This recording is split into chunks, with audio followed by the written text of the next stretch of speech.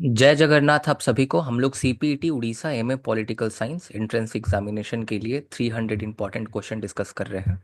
ये पार्ट 2 है। आप पार्ट 1 जाकर हमारे यूट्यूब चैनल पर देख सकते हैं।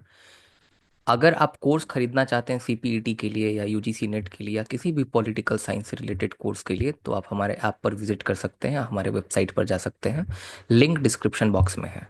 प्रीमियम मॉक टेस्ट भी अवेलेबल है हमारे ऐप पर सीपीईटी के लिए। तो चलिए शुरू करते हैं। क्वेश्चन नंबर 26 हमने 25 पहले ही लेक्चर में डिस्कस कर रखा है। पूछा है कि who said man is a political animal. किसने कहा है कि मैन एक पॉलिटिकल एनिमल है? तो आप सबको पता है कि जो मैन है वो बिना पॉलिटिक्स के रह नहीं सकता, बिना सोसाइटी के रह नहीं सकता। ये एरिस्टोटल ने कहा था, जो कि फादर ऑफ पॉलिटिकल साइंस है। तो ये चीज को आपको ध्यान में रखना है। अब यहाँ पे लिखा हुआ है कि कौन सा इंडियन कॉन्स्टिट्यूशन का आर्टिकल जो है वो न्यू स्टेट बनाने में मदद करता है। आपको पता है कि बहुत सारे नए स्टेट बने हैं। आप कभी हाल फिलहाल में तेलंगाना बना, फिर हमारा झारखंड बना था, छत्तीसगढ़ बना था, उत्तराखंड बना था। अभी जम्मू एंड कश्मीर को जो है यूनियन टेरिटरी बना दिया गया। तो ये जो सब चीजें होती हैं ये आर्टिकल 3 के तहत होती हैं। तो article 3 is the correct answer. Article 3 में ही प्रोसीजर दिया गया है कि किस तरह से हम लोग नए स्टेट को बना सकते हैं। अगले क्वेश्चन में चलते हैं। पॉजिटिव लिबरलिज्म को कौन एडवोकेट करता है, इसमें पूछा जा रहा है। पॉजिटिव लिबरलिज्म को ही हम लोग वेलफेयर स्टेट के नाम से जानते हैं। पॉजिटिव लिबरलिज्म का ये मानना है कि स्टेट का काम सिर्फ लोगों को सिक्योरिटी देना नहीं, बल्कि उनका ख्याल रखना, उनके नेसेसिटीज को पूरा करना भी होता है। उनको एडुकेशन देना, हेल्थ फैसिलिटी देना, ये तमाम चीजें। तो पॉजिटिव लिबरलिज्म के जो सपोर्टर हैं वो हैं टीएच ग्रीन। ध्यान में रखिएगा, टीएच ग्रीन ने ही सबसे पहली बार पॉजिटिव लिबर्टी की डिटेल में बात की थी। ध्यान में रखिएगा। आइजिया बर्लिन के बारे में अगर मैं आपको बताऊं तो आइजिया बर्लिन जो है वो टू कॉन्सेप्ट ऑफ लिबर्टी नाम का बुक देते हैं। पॉजिटिव और नेगेटिव लिबर्टी ये दोनों के बारे में बात करते हैं, लेकिन सपोर्टर ये नेगेटिव लिबर्टी के हैं। ये सब डिटेल्ड कॉन्सेप्ट हैं। आप अगर पढ़ो तो ऐसे के लिए आप सर्च कीजिएगा what is difference between positive negative liberty, ऐसा करके तो आपको चीज़ें बेहतर तरीके से समझ में आएंगी। तो T H Green is the correct answer. आगे हम लोग चलते हैं। In which year the national human rights commission established in India. तो नेशनल ह्यूमन राइट्स कमीशन कौन से साल में एस्टेब्लिश किया गया था? 1993 में एस्टेब्लिश किया गया था। ध्यान में रखिएगा, इंपॉर्टेंट क्वेश्चन है। सेपरेशन ऑफ पावर की थ्योरी किसने दी थी? तो सेपरेशन ऑफ पावर की थ्योरी सबसे पहले जॉन लॉक ने दी थी, लेकिन जॉन लॉक ने सेपरेशन ऑफ पावर की थ्योरी पूरी तरह से प्रोपाउंड नहीं किया था। इसीलिए अगर आमतौर पर सेपरेशन ऑफ पावर की थ्योरी पूछा जाए तो स्पिरिट ऑफ लॉ नाम के किताब में मॉन्टेस्क्यू ने इस थ्योरी को दिया था। ध्यान में रखिएगा। अगर ये पूछा जाए कि पहली बार इस थ्योरी को किसने दिया था, तब John Locke would be the correct answer. आगे हम लोग चलते हैं। पॉलिटिकल ऑब्लिगेशन, इस टर्म को कॉइन किसने किया है, ये चीज इसमें आपसे पूछा जा रहा है। पॉलिटिकल ऑब्लिगेशन का मतलब होता है कि आखिर आप सरकार की बात क्यों माने, क्यों आखिर आप सरकार के लॉस को, उनके कमांड को आप माने। तो पॉलिटिकल ऑब्लिगेशन का कॉन्सेप्ट जो है, ये टर्म को कॉइन करने का काम किया था हारुल लास्की ने। बहुत इंपॉर्टेंट क्वेश्चन है। हारुल लास्की जो है वो पॉजिटिव लिबरलिज्म के ही चिंतक हैं। ध्यान में रखिएगा। आगे आगे लिखा हुआ है कि विच article of the Indian constitution deal with election commission. तो इलेक्शन कमीशन से डील कौन करता है? तो आर्टिकल 324 डील करता है। इसी में इलेक्शन कमीशन ऑफ इंडिया के बारे में दिया गया है। ध्यान रखिएगा कि जो विधानसभा के इलेक्शंस होते हैं वो भी इलेक्शन कमीशन ऑफ इंडिया कराता है। जो पंचायती राज के इलेक्शन होते हैं और जो आपके म्यूनिसिपैलिटी के इलेक्शन होते हैं, ये आपको आपका स्टेट इलेक्शन कमीशन कराता है। तो स्टेट इलेक्शन कमीशन के बारे में ध्यान रखिएगा। 73rd कॉन्स्टिट्यूशनल अमेंडमेंट एक्ट से आया था और ये आपका आर्टिकल 243 के में आपको देखने को मिलेगा। बहुत सारे लोग कंफ्यूज होते हैं, उनको लगता है कि स्टेट इलेक्शन कमीशन उनके लेजिस्लेटिव असेंबली अर्थात विधानसभा के चुनाव करा रहा है, जो कि बिल्कुल गलत कॉन्सेप्ट है। इसको ध्यान रखिएगा। आगे चलते हैं। सिविल डिसोबीडियंस का कॉन्सेप्ट जो है, सबसे पहले किसने इस आइडिया को प्रपोज किया? तो हेनरी डेविड थोरियो ने इस कॉन्सेप्ट को सबसे पहली बार प्रपोज किया था, सिविल डिसोबीडियंस को। बाद में महात्मा गांधी से प्रभावित हुए मार्टिन लूथर किंग, फिर महात्मा जो है गांधी से जो है प्रभावित हुए। ध्यान रखिएगा। इनफैक्ट इन्होंने एक बुक भी लिखा है जिसको सिविल डिसोबीडियंस के नाम से जाना जाता है। जस्टिस एज फेयरनेस का कॉन्सेप्ट किसने दिया है? तो जस्टिस एज फेयरनेस का कॉन्सेप्ट दिया है आपका जॉन रॉल्स ने। ये सबको मालूम होना चाहिए। ध्यान में रखिएगा। डिस्ट्रीब्यूटिव जस्टिस का भी कॉन्सेप्ट उन्होंने दिया था। टू नेशन थ्योरी किससे एसोसिएटेड है? तो आप सब जानते हैं मोहम्मद अली जिन्ना जो है ये टू नेशन थ्योरी का कॉन्सेप्ट देते हैं। सबसे पहली बार। ओके, फिर बाद में सावरकर भी कुछ हद तक इसको सपोर्ट करते हैं। ये काफ़ी कंट्रोवर्शियल चीज़ें हैं, तो बस ध्यान में रखिएगा कि टू नेशन थ्योरी कॉन्सेप्ट जो है वो मोहम्मद अली जिन्ना देते हैं। ध्यान रखिएगा कि हिंदू और मुस्लिम दो अलग अलग नेशन है और वो एक साथ को एग्जिस्ट नहीं कर सकते, ऐसा इनका मानना था। Father of modern political science किसको कहा जाता है? तो मैकियावेली को कहा जाता है। इन्हीं को father of modern political science कहा जाता है। इनफैक्ट क्वेश्चन भी ग्रेजुएशन लेवल पर पूछा जाता है कि Machiavelli father of modern political science है, इसको जस्टिफाई करो। तो मैकियावेली ने यूरोपियन सेकुलरिज्म के बारे में बात किया था, मॉडर्न नेशन स्टेट के बारे में बात किया था, तमाम चीज़ें, इसीलिए उनको father of modern political science कहा जाता है। आगे हम लोग बढ़ते हैं। Which article of Indian constitution guarantee the protection of personal liberty? Personal liberty, तो right to life and personal liberty article 21 में लिखा हुआ है, तो article 21 would be the correct answer. ध्यान में रखिएगा।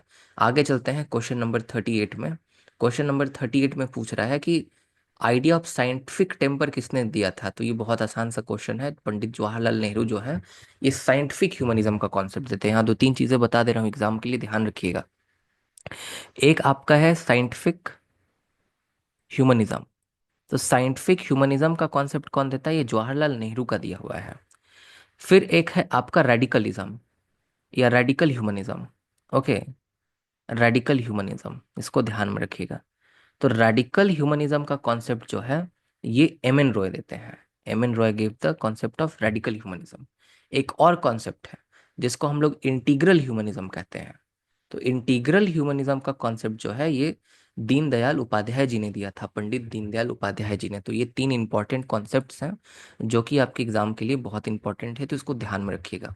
आगे चलते हैं। Who among the following was the founder of Ramakrishna mission? तो ये तो सबको ही जानता है कि रामकृष्ण मिशन को किसने फाउंड किया था। आप कमेंट बॉक्स में आंसर करें जो है वीडियो को पॉज करके, और इसका आंसर स्वामी विवेकानंद होगा, आप सबको पता है। ये 1897 में फाउंड किया गया था, तो ये डेट भी इंपॉर्टेंट है। ओके, फुल फॉर्म क्या होता है? यूएन जो है यूएनएचआरसी का, यूनाइटेड नेशन ह्यूमन राइट्स जो है कमीशन, इसका फुल फॉर्म होता है। ओके, ध्यान में रखिएगा ऑप्शन नंबर ए। अच्छा, ये जो है ना यूएनएचआरसी आपका काउंसिल होता है ना कि कमीशन होता है। सॉरी, ये 2006 में बाद में इसका ये चेंज हुआ था, तो 2006 में इसको काउंसिल कर दिया गया, United nation human rights council होगा। ओके, फर्स्ट स्पीकर कौन थे हमारे लोकसभा के? तो जीभी मावलानकर थे हमारे फर्स्ट स्पीकर लोकसभा के। Option number B would be the correct answer, इसको याद रखिएगा। लिखा हुआ है which of the following is not the feature of parliamentary system? Parliamentary system का क्या फीचर नहीं होता? तो पार्लियामेंट्री जो सिस्टम है इसमें आपको प्राइम मिनिस्टर देखने को मिलते हैं, तो ये तो सही बात लिखा हुआ है। कलेक्टिव रिस्पॉन्सिबिलिटी होती है, ये भी सही बात है। पार्लियामेंट्री सिस्टम में पूरी तरह से सेपरेशन ऑफ पावर का कॉन्सेप्ट अगर आप देखिएगा तो वो नहीं होता। तो separation of power, double membership होता है। डबल मेंबरशिप का क्या मतलब हुआ? देखिए, सेपरेशन ऑफ पावर का क्या मतलब होता है कि जुडिशरी, एग्जीक्यूटिव और लेजिस्लेचर सब अपना अपना काम करें अलग अलग होकर, दोनों के बीच में कोई रिलेशन ना हो। लेकिन पार्लियामेंट्री फॉर्म ऑफ गवर्नमेंट में लेजिस्लेचर से ही एग्जीक्यूटिव बनाए जाते हैं। हमारे पीएम मोदी साहब जो हैं, हमारे पीएम मोदी साहब एक लेजिस्लेचर है, सबसे पहले लोकसभा के मेंबर हैं, तब वो एग्जीक्यूटिव है, प्राइम मिनिस्टर है। तो डबल मेंबरशिप होता है। तो मोदी साहब जो है उनके पास दोनों मेंबरशिप हैं, वो लेजिस्लेचर के भी पार्ट हैं, एग्जीक्यूटिव के भी पार्ट हैं। तो डबल मेंबरशिप भी होता है। सेपरेशन ऑफ पावर हमारे देश में ऐसा नहीं कह सकती कि पूरी तरह से नहीं होता पार्लियामेंट्री फॉर्म ऑफ गवर्नमेंट में, ऐसा कह सकते हैं, राइट। लेकिन कुछ हद तक तो है ही, क्योंकि जुडिशरी को अलग करके रखा जाता है ताकि इंडिपेंडेंस ऑफ जुडिशरी को जो है हम बरकरार रख सकें। जो एंटी डिफेक्शन लॉ है, दल बदल कानून। ओके, तो दल बदल कानून एंटी डिफेक्शन लॉ जो है ये आपका 42nd कॉन्स्टिट्यूशन, सॉरी मैं क्या कह रहा हूँ, 52nd 52वां संवैधानिक संशोधन जो है 52nd कॉन्स्टिट्यूशनल अमेंडमेंट एक्ट से आया था। और इसको 10th शेड्यूल में स्थान दिया गया है कि अगर कोई पार्टी छोड़कर जाता है तो उसका सदस्यता चला जाता है। बहुत अपने आप में डीप कॉन्सेप्ट है। एलिट सर्कुलेशन का कॉन्सेप्ट जो है पेरेटो ने दिया था। तो option number C is the correct answer, इसको ध्यान में रखिएगा। हम लोग क्वेश्चन नंबर 45 में चलते हैं। Which of the following rights is available to both citizen and the foreigner? कौन सा राइट दोनों सिटीजन और फॉरेनर को अवेलेबल है? तो देखिए, इक्वालिटी बिफोर लॉ का राइट जो है वो सिटीजन को भी अवेलेबल है और फॉरेनर को भी अवेलेबल है, ध्यान में रखिएगा। एनार्की, जो एनार्किज्म का कॉन्सेप्ट है, एनार्किज्म का कॉन्सेप्ट किसने दिया था? तो पीजे प्रुधो जो है इनको फादर ऑफ एनार्किज्म कहा जाता है, अगर ये ऑप्शन में हो तो। अगर विलियम गॉडविन अगर ऑप्शन में दिया हुआ हो तो William Godwin is known as the father of anarchism, क्योंकि विलियम गॉडविन ने इनसे पहले अनार्किज्म के बारे में बात किया था। तो इसीलिए P J Proudhon would be the correct answer. तो 46 का पीजे प्रुधों हो जाएगा। और ये भी बहुत इंपॉर्टेंट कॉन्सेप्ट है इनका, प्रॉपर्टीज आर थेफ्ट, कि जो आपने धन इकट्ठा किया है वो चोरी है समाज की, ये इन्होंने कहा था। वेल ऑफ इग्नोरेंस का कॉन्सेप्ट किसने देता है, ओरिजिनल पोजीशन का कॉन्सेप्ट किसने दिया था, तो जॉन रॉल्स ने दिया था, इंपॉर्टेंट है। लेक्सिकल ऑर्डर का कॉन्सेप्ट किसने दिया था, जॉन रॉल्स ने दिया था। डिस्ट्रीब्यूटिव जस्टिस का कॉन्सेप्ट किसने दिया था, आपका रिफ्लेक्सिव इक्विलिब्रियम का कॉन्सेप्ट किसने किया था, ये सब जॉन रॉल्स से जुड़े हुए हैं। जेरेमी बेंथम से यूटिलिटेरियनिज्म का कॉन्सेप्ट जुड़ा हुआ है। तो देखिए ये सब कॉन्सेप्ट सीखना बहुत जरूरी है। अगर आपको ये मालूम लगे कि विल ऑफ इग्नोरेंस जो है जॉन रॉल्स ने दिया, पर होता कि आपको नहीं मालूम, तो क्या फायदा ऐसे नॉलेज का, आप एग्जाम तो पास कर जाएंगे लेकिन नॉलेज का क्या फिर। तो इसीलिए मैं कहता हूँ कि अगर आप कोर्स खरीदेंगे, बेटर तरीके से पढ़ेंगे, तो आप विश्वास मानिए, मैं बहुत बेहतर तरीके से पॉलिटिकल साइंस मैंने आपको पढ़ा रखा है, आप आपको जाकर चेक कर सकते हैं। और बहुत सारी अपॉर्चुनिटी है, बशर्ते आपके पास नॉलेज होना चाहिए। अगर आपके पास नॉलेज है तो आप बहुत अच्छी जगह पे होंगे। तो डिक्टेटरशिप ऑफ प्लोरिटेरिएट जो है ये मार्क्सिस्ट आइडियोलॉजी से जुड़ा हुआ है, आप सबको मालूम ही होगा। कार्ल मार्क्स डिक्टेटरशिप ऑफ प्लोरिटेरिएट के बारे में बात करते हैं। यहाँ पे लिखा हुआ है वेब मिनिस्टर मॉडल, तो जो वेस्ट मिनिस्टर मॉडल है ये पार्लियामेंट्री फॉर्म ऑफ गवर्नमेंट में होता है, इसको ध्यान में रखिएगा। तो Westminster model fusion of power, मतलब पार्लियामेंट्री फॉर्म ऑफ गवर्नमेंट में होता है। और पार्लियामेंट्री फॉर्म ऑफ गवर्नमेंट में फ्यूजन ऑफ पावर होता है। आपको पता है कि जो लेजिस्लेचर है, जो विधायिका है, और जो आपका कार्यपालिका है, इन दोनों में संबंध होता है। ये दोनों एक दूसरे से रिलेटेड होते हैं, एग्जीक्यूटिव और लेजिस्लेचर, जैसा कि मैंने आपको अभी बताया। हम लोग 50 में चलते हैं। टर्म सोशल कॉन्ट्रैक्ट किसने कॉइन किया, अब पूछ रहा है कि सोशल कॉन्ट्रैक्ट शब्द किसने कॉइन किया। तो सोशल कॉन्ट्रैक्ट की थ्योरी तो देखिए थॉमस हॉब्स भी देते हैं, लॉक देते हैं, ये रूसो देते हैं, टॉमस पेन देते हैं, मॉन्टेस्क्यू देते, बहुत सारे थिंकर्स हैं। लेकिन इन्होंने इस शब्द की उत्पत्ति इनसे नहीं हुई है। सोशल कॉन्ट्रैक्ट शब्द को हुगो ग्रोटियस, जिनको फादर ऑफ इंटरनेशनल लॉ कहा जाता है, इन्होंने कॉइन किया था, ध्यान में रखिएगा। और इंटरनेशनल लॉ शब्द किसने कॉइन किया था, जेरेमी बेंथम ने। तो ये इंपॉर्टेंट है। इसी के साथ 50 क्वेश्चंस हो गए। अगर आप सीपीईटी को क्रैक करना चाहते हैं, आप भी उत्कल जाना चाहते हैं, रेवेंसो जाना चाहते हैं, मेरे बहुत सारे नेट बैच में उत्कल और रेवेंसो से स्टूडेंट्स हैं, बहुत सारे लोग जेआरएफ और नेट क्रैक कर चुके हैं, बहुत सारे प्रोफेसर्स भी रेवेंसो के हमसे क्लास ले चुके हैं इन द पास्ट। तो अगर आप क्रैक करना चाहते हैं तो आप कोर्स खरीद सकते हैं या फिर हमारे मॉक्स को देख सकते हैं। बहुत बहुत धन्यवाद। आप सबका दिन शुभ हो और जय जगन्नाथ सबको, and all the best for your examination.